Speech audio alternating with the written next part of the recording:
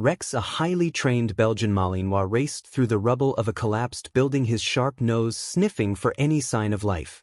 The ground was littered with shattered concrete and twisted metal, but he moved with precision, his ears perked and eyes focused.